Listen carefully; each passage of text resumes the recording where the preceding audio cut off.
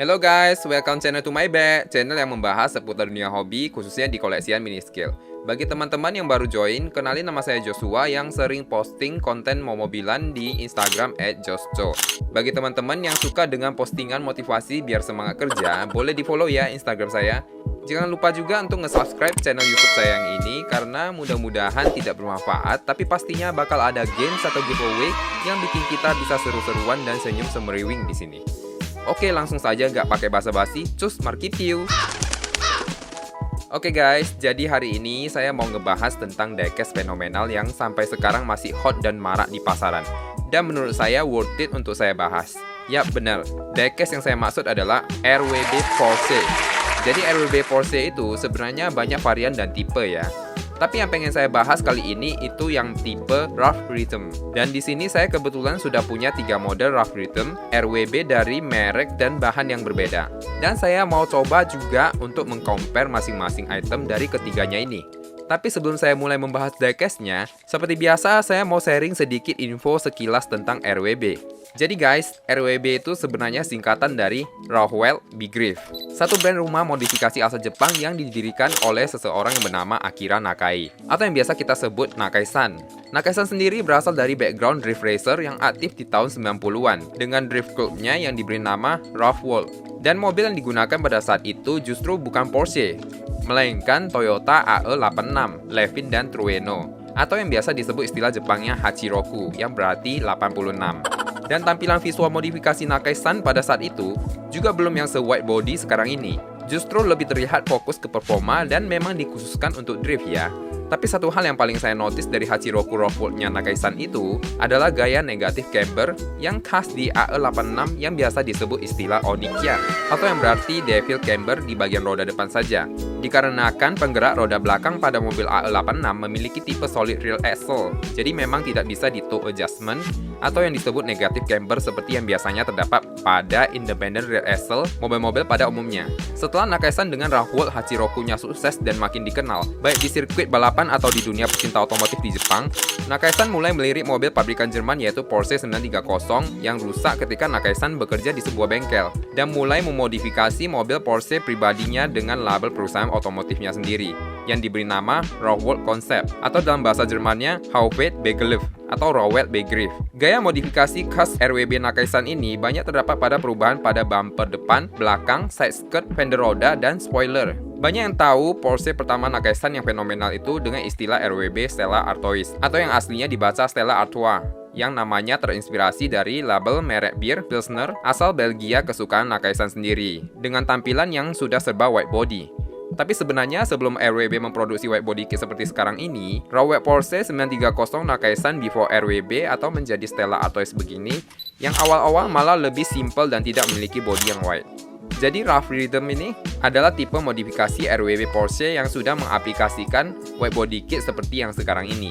Dan pemilik dari RWB Porsche yang ini adalah Toshiya Ichiraku. Toshi-san sendiri adalah orang yang bertanggung jawab atas Rowell Kansai dan merupakan teman baiknya Nakai-san yang dulunya pernah menjadi pesaing sengitnya pada zaman balapan di sirkuit. Dan dari situ Toshiya dan Nakai-san pun menjadi teman akrab, dan dikarenakan respect dari persahabatan dan passion yang sama di dunia otomotif, Toshiya-san pun ikut membantu dalam pekerjaan Nakai-san di RWB, terutama dalam hal teknologi seperti media maya dan dunia internasional. Lebih seperti spokesperson internasionalnya RWB kalau menurut saya ya. Oke, jadi lanjut lagi ke mobil Rough Rhythm ini sendiri. Jadi Rough Rhythm RWB ini mengusung tipe wide fender kit yang sama dengan RWB Nakai-san, yaitu Turner House, atau yang sebelumnya dinamakan dengan Royal Montego Bay, dengan lebar fender belakang 2080 mm, termasuk RWB dengan fender yang lebar pada saat itu. Tapi kalau sekarang mungkin tidak lagi ya, karena kebetulan ada satu RWB di Indonesia yang katanya lebih lebar dari itu, yaitu RWB Heavenly aka Tsubaki, yang lebar fender belakangnya itu katanya 2200 mm. Oke, enough long story short-nya, sekarang kita kembali ke fisik diecast-nya. Di sini saya sudah punya 3 RWB Rough Rhythm dari 3 merek berbeda. Yang di bagian atas dari MCE model berbahan resin, yang di tengah dari Initial model berbahan diecast, dan yang bagian bawah dari Tamac Works berbahan diecast atau metal juga. Saya mulai dari packaging. Untuk packaging, MCE model itu standar ya. Jadi ada protektor mika di luar yang menurut saya cukup tipis, namun cukup bisa untuk mencegah scratch langsung ke akrilik case di dalamnya.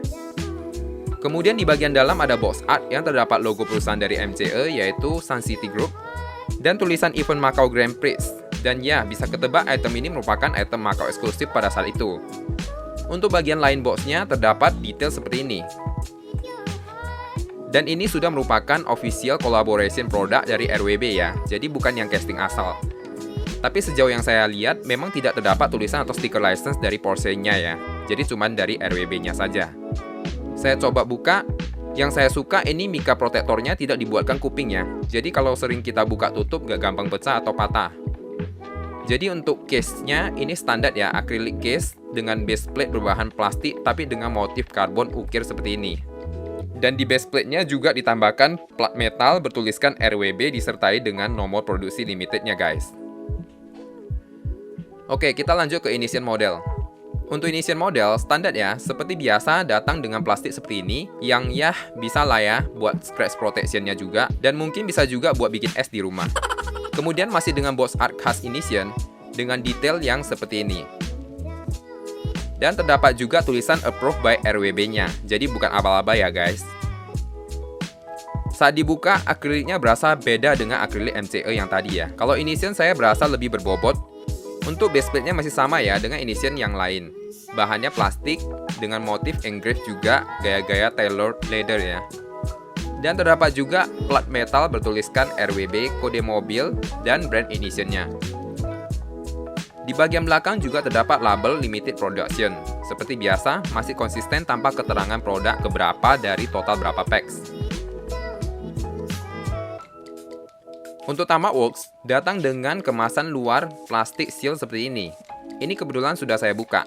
Dan di box artnya terdapat foto RWB Meet di parking area Hard Rock Cafe di Roppongi, Tokyo, yang hype banget guys.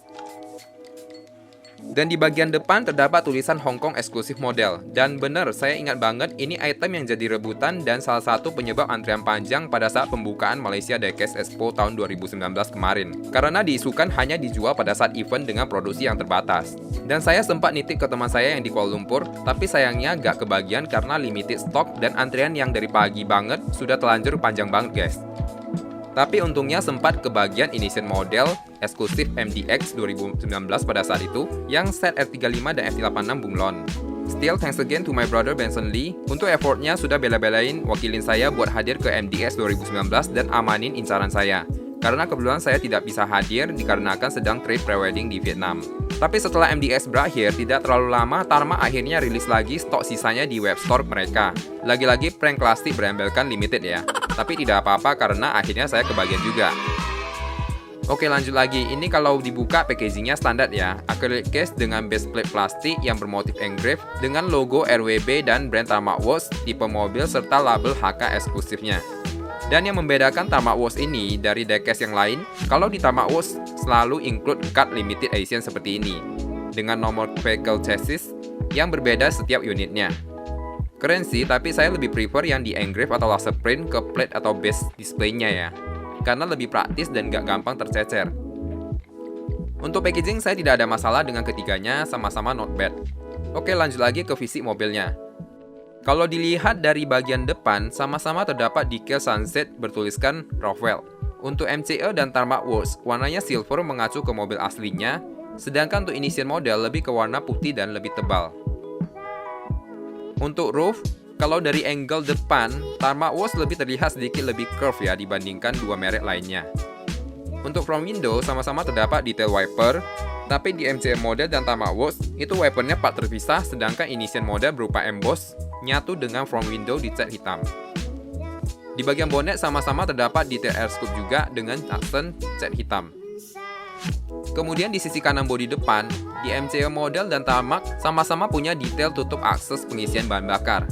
Tapi di Initial tidak ada, mungkin Initial ini yang versi electric converted kali ya, jadi nggak pakai tangki bahan bakar. Di Tamac Works dan MCE model sama-sama terdapat logo Porsche. Namun di Initial model tidak ada. Tapi FYI, sejauh yang saya telusuri pada packaging ketiganya, tidak ada tulisan atau logo yang menerangkan bahwa produk mendapat license official dari Porsche company-nya, melainkan hanya license dari pihak RWB. Mungkin ini salah satu alasan kenapa di Initial model tidak terdapat logo ataupun tulisan Porsche-nya ya. Jadi simply mungkin karena tidak ada license-nya. Dan FYI juga, Initial model ini brand asal pabrikan Jepang yang kita ketahui cukup disiplin dan nggak sembarangan. Sedangkan kedua brand lainnya adalah brand Hong Kong yang impresi yang saya cerna lebih berani dalam berkarya. Namun ini hanya opini pribadi saya ya guys, tidak ada maksud menjatuhkan brand tertentu. Saya pribadi sebagai kolektor awam jujur, lebih prefer ke item diecast yang sedetail mungkin. Jadi in this case, berlogo Porsche lebih bagus daripada tidak berlogo.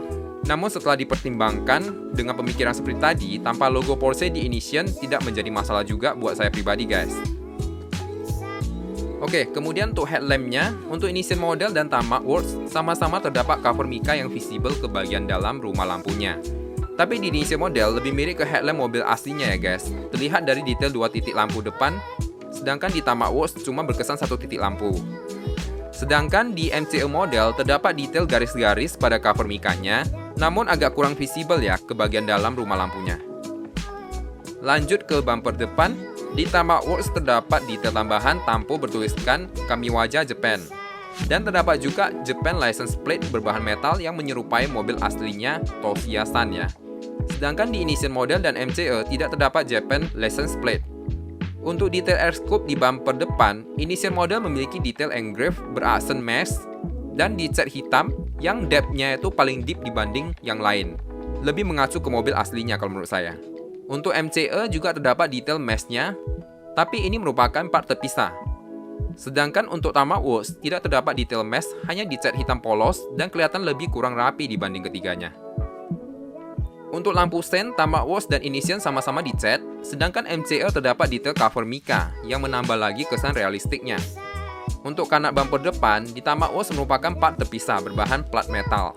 Karena kebetulan saya pernah repaint RWB Midas Stocks dari Tamiya Works itu, kemarin saya pengen remove bahan aslinya memang bener plat metal. Di MCE model, kanat di bumper terlihat menyatu dengan bodi.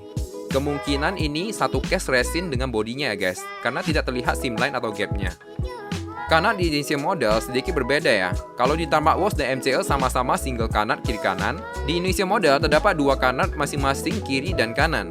Ini saya riset merupakan versi updated rough rhythm tahun 2018. Untuk detail rubber lips atau yang aslinya berfungsi sebagai anti-scratch di bumper depan, sama-sama dicat hitam dan satu mold dengan bodi. Namun untuk Initial model terdapat satu tingkat yang bagian bawahnya terpisah dari bodi dan nyatu dengan base bagian bawah berbahan plastik. Di bagian lips bumper, MCE model terdapat detail bertuliskan bahasa Jerman Zweite Entwicklung atau kalau aslinya dibaca Zweite Entwicklung. Ini versi yang sudah diubah untuk mengkoreksi salah penghafalan bahasa. Sebelumnya di label Second Entwicklung atau aslinya dibaca Second Entwicklung yang berarti Second Development, seperti yang terdapat di lips bumper Tamiya Works ini. Sedangkan di Initial model tidak terdapat detail tulisan seperti itu. Oh ya, by the way, cara bacanya saya ikut dari Google Translate ya guys. Gak tahu sudah benar atau enggak, jadi buat teman-teman kalau pas jalan ke Jerman atau ketemu orang Jerman jangan ikutin cara bacanya ya, takutnya nanti artinya jadi beda. Untuk lubang bagian tengah bumper, di Tamiya Works dan MCE terdapat toe hook berwarna merah. Sedangkan di Initial model tidak terdapat toe hook. Ini kebetulan punya saya, sudah saya tambahkan sendiri. Bahannya dari Kampakan Parts Inno 64. Kalau teman-teman mau juga seperti saya, bisa ikutin Kampakin Parts Inno yang toe hooknya double depan belakang ya. Nah itu nanti bisa dicabut salah satu. Atau kalau merasa sayang, bisa juga dicabut punya temennya. Enggak ya? Kemudian untuk side mirror, ini kebetulan spionnya pada even atau balance ya, untuk kiri dan kanannya. Biasanya kalau brand seperti Tamiya Works, ini spionnya suka berdoa kalau kata Om Arya. Nah ini mungkin kebetulan ateis. Untuk spion yang saya notice, ini pada Initial model dan MCE model, ini sama-sama rata, imbang, spion kiri dan kanannya. Sedangkan untuk Tarmac, ada perbedaan posisi. Spion yang sebelah kanan lebih maju dibanding sebelah kirinya. Ini tentunya bukan cacat produksi ya guys, melainkan memang mengacu ke mobil aslinya. Namun saya kurang paham apakah seharusnya semua sama begitu atau tidak. Karena saya pernah lihat juga Porsche 993 yang spionnya sama rata posisinya, seperti MCE dan Initial ini. Mungkin bagi teman-teman yang lebih expert tentang Porsche-an, boleh bantu sharing di kolom komentar ya. Tapi untuk mobil aslinya RWB Rough Rhythm ini, kebetulan sudah tepat posisi spion seperti Tamiya Works ini. Oke, kita lanjut ke bagian samping. First impression yang saya terlihat perbedaan adalah tulisan atau striping pada bodi sampingnya. Kalau di MCE terdapat tulisan Rough Rhythm dengan font original atau first versionnya. Sedangkan tulisan Rough Rhythm pada Tarmac Works merupakan font tulisan versi updatednya pada saat event Osaka Automesse 2018. Untuk Initial model justru tidak terdapat tulisan Rough Rhythm.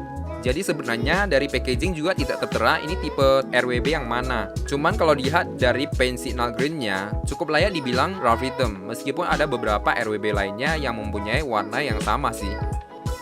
Untuk Initial, ini striping bodi sampingnya mengadaptasi striping khas dari GT3 RS atau Carrera RS yang sebenarnya banyak dipakai pada RWB Porsche yang lainnya. Kemudian untuk panel body lainnya, untuk MCE model terlihat lebih tegas ya panel lainnya. Padahal kalau dilihat lagi, ketiganya sama-sama memiliki panel line yang cukup bagus. Cuman di MCE dan Tarmac Works kelihatan lebih tegas dan halus. Sedangkan di Initial agak kurang menurut saya. Seperti yang bisa terlihat di bagian fender belakang, ini kelihatan ketebalan ya paint jobnya. Dan di kisi-kisi gap pintunya terlihat jelas highlight dari cat dasarnya yang kelihatannya berwarna putih. Untuk wide fender flare-nya, sama-sama terdapat aksen exposed rivetnya. Namun di MCE dan Initial merupakan deboss langsung ke diecast-nya, sedangkan di Tarmac Works hanya berupa tampo atau titik-titik dari cat. Untuk jendela samping, pilar B pada Tarmac Works dan Initial model sama-sama emboss dan menyatu ke jendela samping berbahan mika. Sedangkan di MCE model hanya berupa aksen rata dengan cat hitam dan jendelanya juga bukan mika, tapi menggunakan bahan tin plastik atau yang disebut dengan PET G-sheet. Yang menurut saya sebenarnya untuk jendela di skala 64 lebih realistik lagi jika bisa menggunakan bahan PET G-sheet ini, karena lebih see-through dan tipis, terutama pada X mendekati bingkai jendelanya dibanding mika yang biasanya lebih terlihat tebalnya pada X yang mengurangi kesan realistiknya. Cuma kelemahan dari PET G-sheet ini adalah selain gampang penyok jika tertekan pada saat dibersihkan atau dilap, juga karena biasanya pemasangannya menggunakan perekat semacam lem. Ada resiko lekang pada waktunya lem sudah kehilangan daya rekatnya. Untuk pilar C, ketiganya hampir imbang untuk landainya ya. Untuk wide fender flare-nya, ini kalau dari looks-nya, yang paling wide ini Initial model ya. Dan kalau saya ukur memang benar Initial model yang paling lebar dibanding dengan yang lainnya. Kemudian untuk wheels-nya, di ketiganya terlihat berbeda ya. Namun masih tipe wheels yang sama, yaitu Walkmaster S1 3-piece dengan tone warna yang berbeda. Kalau disesuaikan dengan Rough Rhythm yang asli, sebenarnya semua wheels ini pernah dipakai di RWB Rough Rhythm. Karena RWB Rough Rhythm ini termasuk salah satu RWB yang paling sering gonta-ganti wheels, apalagi disponsorin oleh pabrik Work Wheels-nya. Untuk ketiganya sama-sama terdapat detail disc brake yang kalipernya belum diwarnain ya guys. Nah ini kalau teman-teman mau warnain sendiri, bisa menggunakan langsung permanent marker yang berwarna bening ya, karena ini sudah dicat basicnya silver. Lanjut ke bagian belakang. Untuk wing bertipe banana wing ini, yang ada di Tarmac Works merupakan yang paling lebar dan panjang dibanding yang lainnya. Tapi kalau dilihat banana wing RWB aslinya, lebih akurat dan mendekati asli wing yang ada di Initial model ya menurut saya. Untuk side plate di wingnya juga masing-masing berbeda. Kalau saya lihat di RWB aslinya, untuk side plate banana wingnya memang banyak variannya. Namun side plate yang ada di MCE dan Tarmac Works dicat sewarna body. Dan di Tarmac Works terdapat tambahan tampo 1048 style khas RWB Toshiya-san. Dan di bagian bawahnya terdapat logo Work Wheels. Di MCE polos dan di Initial model juga polos dengan warna hitam. Lanjut ke bagian air scoop atau rear engine ventilation. Sama-sama memiliki detail deboss dengan aksen sekat-sekat cat hitam. Namun jika diperhatikan lagi, gap dan bentuk sekat ventilasinya berbeda ukurannya dan jumlahnya. Terutama di Initial model terdapat tambahan air scoop-nya. Keren sih, tapi kalau disesuaikan lagi dengan yang aslinya, yang paling mendekati atau mirip ke RWB Rough Rhythm-nya Toshiya-san adalah yang punya Tarmac Works sepertinya kalau menurut saya. Di bagian jendela belakang, untuk Tarmac Works terdapat tampo bertuliskan Drive for Power. Ini terdapat juga pada RWB Rough Rhythm aslinya, terlihat pada saat event Osaka Automesse 2018 dan merupakan tribut untuk mengenang kepergian Paul Walker yang pada 2018 meninggal di tempat saat kecelakaan akibat Porsche Carrera GT Paul yang ditumpanginya yang dikendarai temannya kehilangan kendali. FYI bagi yang belum tahu, Paul Walker ini adalah aktor film action terkenal Fast and Furious yang merupakan aktor yang ikonik dan sangat terkenal di dunia otomotif. Di bagian bawah wing sama-sama terdapat logo RWB dengan font yang lebih bold. Yang kalau di aslinya ini ternyata lubang ventilasi tambahan untuk mengeluarkan hawa panas dari engine ya guys. Kemudian untuk bagian rear light panel, ketiganya memiliki detail yang hampir sama. Sama-sama terdapat mica dengan tint lengkap, ada oranye untuk sein, merah untuk stop, dan cat silver untuk reverse ya. Untuk rear bumper, kesan pertama yang saya lihat, MCE model berkesan lebih slim dan tinggi jarak ground clearance-nya dibanding yang lain. Lebih kurang akurat kalau menurut saya. Jika disandingkan side to side, lebih terlihat wide dan bulkier di Initian model dan Tarmac Works. Namun jika disesuaikan dengan yang aslinya, paling terlihat di rear view-nya ini paling mendekati asli yang Initian model dari segi wide fender, ground clearance, dan overall proportion. Di bawah rear right tarmac terdapat lagi tampo Kamiwaja Japan, menyerupai rough rhythm aslinya pada saat livery yang sama. Kemudian untuk license plate, ketiganya memiliki plate, namun untuk replika street legal license plate hanya terdapat di Tarmac Works. Sedangkan sisanya cuma berupa plate bertuliskan logo RWB, lebih seperti edisi showcar ya. Untuk Initian model ditambahkan lagi detail exhaust tambahan di bagian samping kiri dan kanan plate-nya. Yang kalau di aslinya juga ada versi dengan exhaust seperti ini guys. Keren sih. Kemudian di bagian bawah terdapat detail juga yang seperti ini. Sama-sama punya detail yang kurang lebih hampir sama, namun terlihat berbeda.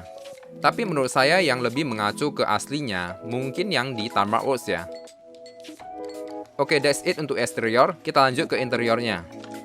Untuk interior setelah saya buka, ini hal pertama yang saya notice di Initian model dan MCE model, terdapat rear mirror ya. Sedangkan di Tarmac Works tidak ada rear mirrornya. Kemudian untuk detail interior, MCE ini untuk dashboard, back seat, dan panel door trimnya sebenarnya part terpisah. Cuman sudah di-glue ke bodinya ya. Dan yang menyatu ke base-nya hanya front bucket seat dan detail panel handbrake-nya. Sedangkan untuk Initian model dan Tarmac Works, interiornya bisa dilepas dari body dan dengan detail yang masing-masing hampir sama, tapi terlihat berbeda ya. Terutama pada detail yang ada di panel dashboard. Untuk kepresisian case, lebih crisp Initian model menurut saya. Tapi untuk Tarmac Works RWB yang ini termasuk tidak kalah detailnya dari Initian. Roll cage Initian juga ada tambahan detailnya, gak yang tuk polos saja seperti yang di Tarmac Works. Kemudian untuk decal bucket seat Recaro-nya hanya terdapat di Tarmac dan MCE, di Initian polos. Setelah saya lihat, overall untuk detail saya cukup terkejut, karena pada umumnya di mindset saya racing case itu lebih unggul secara detail. Tapi untuk yang kali ini justru kebalikannya. Detail interior di MCE menurut saya below expectation. Paling kelihatan kasarnya itu di steering wheel-nya yang kelihatan tebal dan less detail. Dan juga tidak terdapat roll cage yang seharusnya di mobil aslinya ada ya. Tapi untungnya bagian interior itu sangat jarang ke foto ya, jadi ini masih bisa dijadikan excuse menurut saya.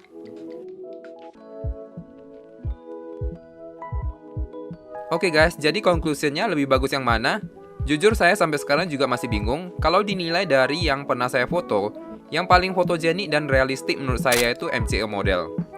Karena ada beberapa elemen yang mendukung proporsi pada mini scale-nya sehingga kelihatan lebih real. Contoh paling sederhananya seperti debus pada rivet fender flare. Di MCE model ini paling halus dan presisi aksen lubang rivetnya. Sedangkan pada Initian model lebih besar dan lebih toys feel menurut saya. Kemudian kalau dinilai dari kepresisian case, saya rasa Initian model masih unggul dibanding yang lain. Meskipun nggak perfect karena masih terdapat flaw seperti pada side skirt yang masih gap dengan body meskipun sudah dibaut erat. Kemudian untuk Tarmac Works, kelebihannya mungkin kalau di sisi konsistensi koleksian, Tarmac Works ini termasuk yang paling lengkap mengeluarkan varian RWB sejak awal ya. Jadi kalau dijajarin satu brand mungkin akan lebih memberikan kepuasan tersendiri dibanding campur sari dengan brand yang lain. Kemudian jika dinilai dari after sales market value, untuk resin penyusutan mungkin tidak sebanyak diecast. Penyebabnya ada beberapa faktor kalau menurut saya. Salah satunya karena limited production. Kemudian market yang tidak terlalu besar menjadikan item yang beredar di pasaran tidak banyak. Dan biasanya kalau barang sedikit dan ketemu dengan permintaan yang lebih banyak, tentu harga akan lebih stabil. Kalaupun ada yang jual harga murah banget biasanya karena BU. Sedangkan kalau Initian model, seperti yang sudah pernah saya bahas di video saya yang sebelumnya, sebenarnya Initian model mempunyai prospek yang bagus pada awalnya. Cuma karena jumlah produk yang katanya limited production dan case yang rata-rata sudah diproduksi oleh pesaing, market Initian model cenderung lebih downtrend. Untuk Tama Awards sendiri, karena harga retailnya termasuk di angka standar, tidak terlalu mahal, tidak terlalu murah juga, termasuk stabil untuk market value-nya ya. Bahkan ada potensi uptrend pada item tertentu yang diproduksi dan dijual hanya di event eksklusif atau web store eksklusif. Saya sendiri pernah profit jualin RWB Southern Cross warna pink yang khusus untuk member awal Tama Awards Owner Club, yang benar-benar produksinya limited sesuai jumlah membernya yang 1000 orang pada saat itu. Cuma mungkin untuk yang akhir-akhir ini sudah tidak seheboh yang dulu. Yang menurut saya salah satu alasannya adalah QC juga. Oh ya, tambahan lagi, ini untuk Tama Awards-nya sudah saya swap wheels-nya dari yang Midas Stocks ya guys. Yang asli bawaan Tama RWB Rough Rhythm ini, yang warna silver seperti yang sudah saya pasang ke RWB Martini-nya seperti ini. So, bagaimana menurut teman-teman? Pilih yang mana dari ketiganya? Jangan lupa komen jawaban kalian beserta alasannya di kolom komentar ya guys. Oke guys, mungkin itu saja review RWB Rough Rhythm yang tidak terlalu singkat dari saya. Thank you buat yang sudah nonton sampai habis. Mudah-mudahan kuotanya masih nyisa. Kemudian jangan lupa juga untuk subscribe bagi yang belum, dan like video ini jika kalian suka. Jika tidak, mungkin bisa komen juga saran agar kedepannya saya bisa bikin konten yang lebih berkualitas lagi tentunya. Oke, seperti biasanya, let's play the B-roll.